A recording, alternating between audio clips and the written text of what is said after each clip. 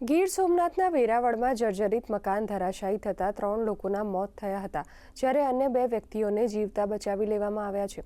વેરાવળ નગરપાલિકાના in charge chief officer દેવીબેન ચાવડાએ જણાવ્યું હતું કે જે મિલકત ધરાશાયી થઈ છે તેને અને તેના જેવી બીજી 55 મિલકતોને નોટિસ આપવામાં આવી હતી.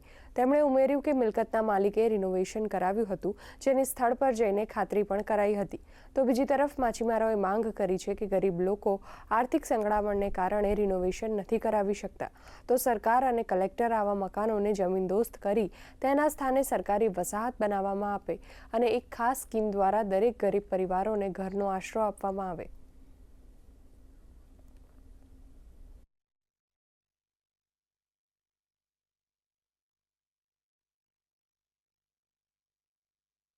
ખારવાવાડા વિસ્તારમાં મોડી રાત્રે એક દુર્ઘટના બની છે, જેમાં એક અતિ જર્જરિત બિલ્ડિંગ હતું જે ધરાશાયી થઈ ગયું છે, જેમાં 3 લોકોની ડેથ થયેલી છે, જેમાં 2 માતા પુત્રી અને એક રાહદારીનું મૃત્યુ થયેલ છે.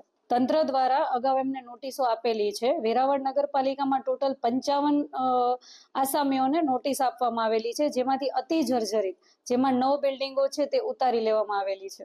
ખારવાવાડમાં આઝાદ ચોકની બાજુમાં એક જૂનું મકાન ધરાશાયી થયું હતું, જેમાં 3 વ્યક્તિ દટાયા છે તેવો કોલ મળતા ટીમ તાત્કાલિક ઘટના સ્થળે ગયેલ અને ત્યાં જઈ અને ફાયરની ટીમ, પોલીસની ટીમ તેમજ સ્થાનિક લોકોની મદદ વડે ભારે જહેમત બાદ કાટમાળ ખસેડી અને 3 વ્યક્તિની બોડી બહાર કાઢી અને 108 મારફતે સિવિલ હોસ્પિટલ ખાતે ખસેડેલ, જેમાં ત્યાં તે લોકોએ મૃત જાહેર કરે.